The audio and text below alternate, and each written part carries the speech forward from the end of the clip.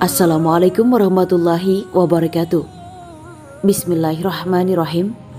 Alhamdulillahi wahda. Wassalatu wassalamu ala rasulillah. Sahabat bidadari surga yang dirahmati Allah. Kisah kematian iblis disiksa malaikat maut hingga berteriak kesakitan.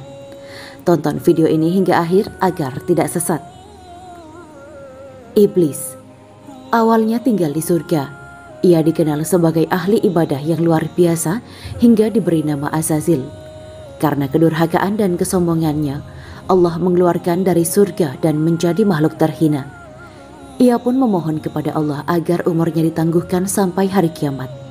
Iblis berkata, "Ya Tuhanku, kalau begitu, maka berilah penangguhan kepadaku sampai hari manusia dibangkitkan." Quran Surat Al-Hijr ayat 36. Permohonan iblis itu dikabulkan Allah dan ia hidup sampai akhir zaman, hingga tiupan sangkakala membangkitkan manusia dari kubur. Berikut detik-detik kematian iblis di tangan malaikat maut. Kisah ini dikutip dari kitab Doqaiq Al-Akbar fi Zikri Al-Jannah wa An-Nar karya Imam Abdurrahman As-Suyuti. Diceritakan, detik-detik kematian iblis laknatullah alaih terjadi saat hari kiamat tiba. Dunia saat itu tidak terisi lagi oleh manusia, jin maupun setan. Yang tersisa dihidupkan oleh Allah Subhanahu wa Ta'ala hanya 12 makhluk, yaitu malaikat Jibril, Israfil, Mikail, Israil atau malaikat maut, dan 8 malaikat hamalat al-arsy. Kemudian Allah berkata, "Hai Israil, malaikat maut, sesungguhnya aku telah menciptakan para malaikat pembantu untukmu, yang banyaknya sama dengan banyaknya makhluk-makhluk awal dan akhir. Aku juga telah memberimu kekuatan seluruh penduduk langit dan bumi. Kini aku titahkan kemurkaanku untukmu. Turunlah dengan atas nama kemurkaanku dan siksaanku dan temuilah iblis. Beri ia rasa kematian dan timpakan atasnya kepahitan kematian. Makhluk-makhluk awal dan akhir dari golongan manusia, jin, dan kepahitan yang berlipat ganda. Turunlah bersama 70.000 malaikat Zabaniyah yang masing-masing dari mereka membawa rantai dari neraka Lazo. Demikian perintah Allah." Setelah itu malaikat maut memanggil malaikat Malik dan memerintahnya membukakan pintu-pintu neraka. Setelah mendapatkan titah dari Allah, malaikat maut turun dengan wujud mengerikan. Andaikan seluruh penduduk langit dan bumi melihatnya, niscaya mereka akan langsung mati. Ia akhirnya sampai di hadapan iblis. Malaikat maut menangkap dan menawannya. Tiba-tiba iblis berteriak keras dengan teriakan yang andaikan seluruh penduduk langit dan bumi mendengarnya, niscaya mereka langsung mati. Malaikat maut berkata kepada iblis, "Hai makhluk yang menjijikkan, berapa lama usia kamu hidup? Berapa lama waktu yang kamu gunakan untuk menyesatkan makhluk?" Mendengar itu, iblis melepaskan diri dan lari ke bumi timur. Tetapi tiba-tiba malaikat maut telah berada di sampingnya. Ia berlari ke bumi barat, tetapi lagi-lagi malaikat maut telah berada di sampingnya. Tak henti-hentinya iblis melarikan diri, tetapi malaikat maut tetap berada di sampingnya.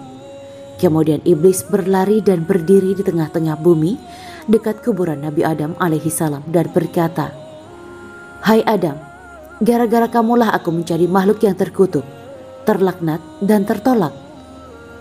Iblis mengalami siksaan menyakitkan. Iblis berkata kepada malaikat maut, "Hai malaikat maut, gelas apa yang akan kamu gunakan untuk meminumiku? Siksaan apa yang akan kamu timpakan atasku saat mencabut ruhku?" Malaikat maut menjawab, "Dengan gelas dari neraka Lazo dan Zair." Bertubi-tubi siksaan ditimpakan atas iblis. Ia berulang jatuh bangun di tanah sampai akhirnya ia sampai di tempat di mana ia diturunkan dan dilaknati. Disitulah tempat eksekusi iblis. Malaikat Zabaniyah yang ikut turun bersama malaikat maut melempari dan menembaki iblis dengan panah. Kemudian mereka memegang dan menawannya. Dengan kondisi tak berdaya di bawah pegangan serta tawanan Zabaniyah, iblis ditembaki panah kembali hingga akhirnya sekarat mati. Masya Allah, hanya kepada Allah kita semua kembali. Setelah iblis mati, tinggallah malaikat maut, Jibril, Mikail, Israfil, dan hamalat al-arsy. Allah memerintahkan malaikat maut mencabut nyawa para malaikat mulia itu. Setelah itu Allah berkata kepadanya, Hai malaikat maut, apakah kamu belum mendengar firman-Ku? Segala makhluk yang bernyawa pasti akan merasakan kematian. Kamu adalah salah satu makhluk dari sekian makhluk-makhlukku. Kini, matilah kamu. Akhirnya malaikat maut mencabut nyawanya sendiri. Hanya Allah lah yang kekal abadi. Semoga kisah ini menambah keimanan kita kepada hari akhir dan menyiapkan bekal sebelum datangnya kematian. Salah satu cara agar terhindar dari gangguan setan adalah dengan memperbanyak amal soleh dan berdoa kepada Allah Subhanahu wa Ta'ala. Iblis adalah makhluk yang ditakdirkan untuk menyesatkan umat manusia, sebagaimana dalam ayat Al-Quran mengatakan, Iblis berkata, "Ya Tuhanku, oleh sebab Engkau telah memutuskan bahwa aku sesat, pasti aku akan menjadikan mereka memandang baik perbuatan maksiat di muka bumi, dan pasti aku akan menyesatkan mereka semuanya." Quran Surat Al-Hijr ayat 39. Dalam menyesatkan manusia, para iblis ini tidak bekerja sendiri, namun dibantu oleh 9 anaknya. Berikut nama anak-anak iblis beserta tugas yang dimilikinya. 1. Khonzab. Khonzab adalah anak iblis yang pertama. Tugasnya mengganggu orang sholat dan membisikkan kejahatan, was-was agar tak khusyuk dan semisalnya. Orang yang was-was dalam sholat adalah korban dari anak iblis yang pertama, yaitu Khonzab. 2. Walhan. Walhan adalah anak iblis yang kedua. Tugasnya mengganggu orang yang bersuci seperti wudhu, istinja dan mandi hadas besar dengan membisikkan was-was dalam hati mereka. Orang yang was-was dalam bersucinya adalah korban dari anak iblis yang kedua, yaitu Walhan.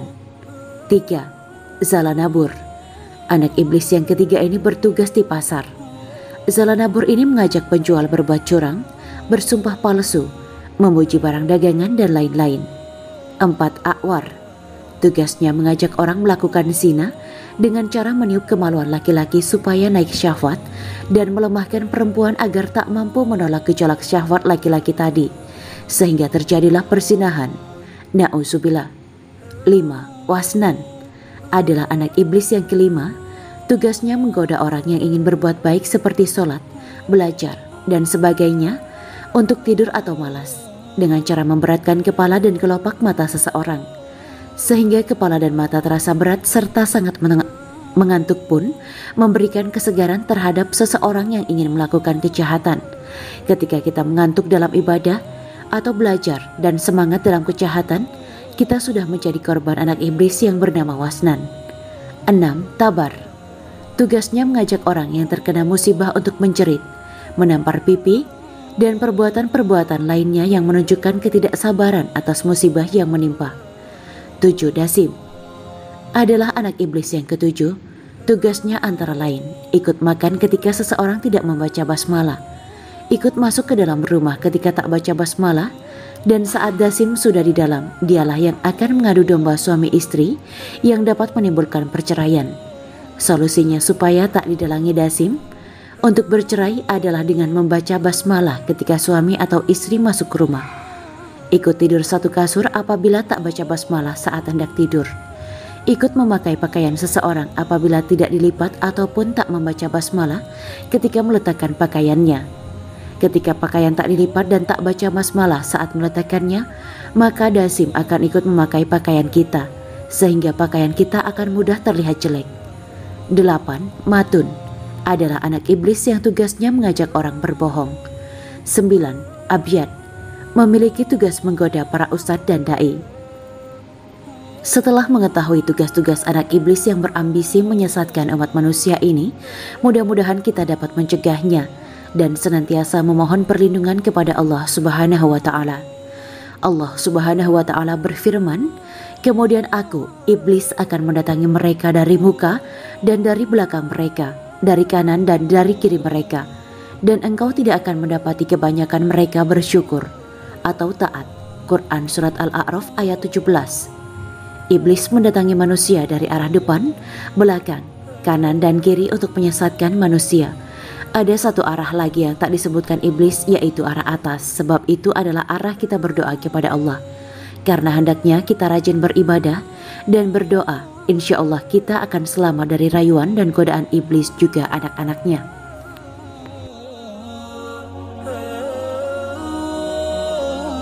Demikianlah kisah Islami Bidadari Surga pada hari ini.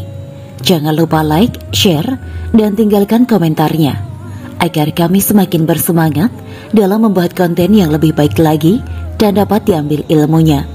Semoga bermanfaat dan menjadi amal jariah kita semua. Amin ya mujibah sa'ilin.